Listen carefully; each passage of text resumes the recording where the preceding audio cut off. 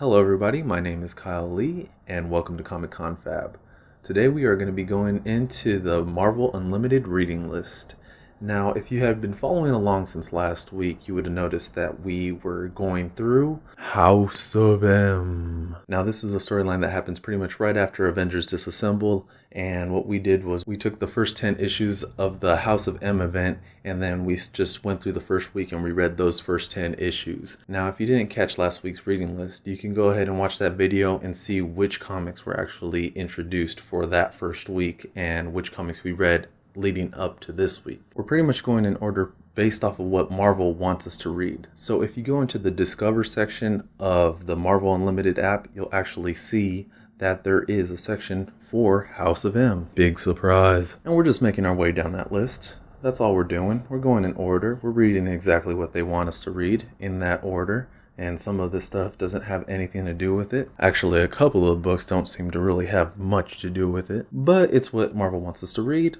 So that's what we're going to read. Alright, so for this week, once again, we're going to take the next 10 books in the Marvel Unlimited reading list and we're going to just make our way right through those. And it still doesn't have to even make any sense. First we have House of M, books 4 and 5. Then we have Cable and Deadpool, number 17. Random. But I like Deadpool, so it's no problem for me, as you can tell.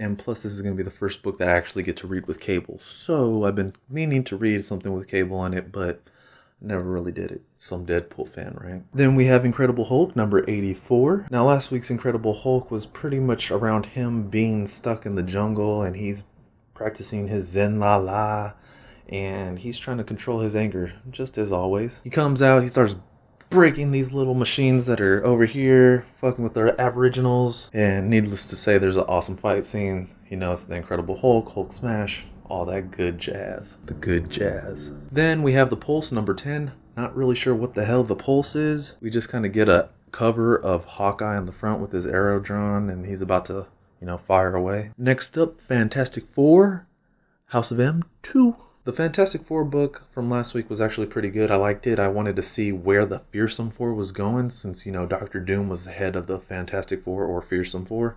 And then he's also treating the Thing like it's like that. It's just a thing. Like an animal. I mean, you know what I mean. An animal. So I was really interested to see where that was going, and I really wanted to read ahead on that particular comic, but I didn't because I knew that it was coming up in this list anyway. We got New X-Men, number 16, another random issue that just probably has nothing to really do with House of M. But let's just throw it in there anyways, because that shit was crazy probably. Like I said, they don't all have to make sense, but, I mean, whatever. Marvel's suggesting it, so I'm gonna assume that it probably would make sense in the situation that we're in? Question mark? Iron Man, number 2, House of M. Now this was the book where Howard Stark is still alive and Iron Man is dealing with Howard Stark, and they're like in this battle arena because humans, obviously, they fight for their lives like gladiators, and that shit was pretty cool. But Howard Stark is just an asshole, just like you would expect him to be, but he's still alive, and he's still disapproving of Tony, so that's kind of fucked up. And I kind of wanted to see where that was going to lead, because we left off with Howard smashing Tony into the floor with the Sentinel. It was pretty cool. Hold on, this one's out in left field, and this one's Uncanny X-Men 463?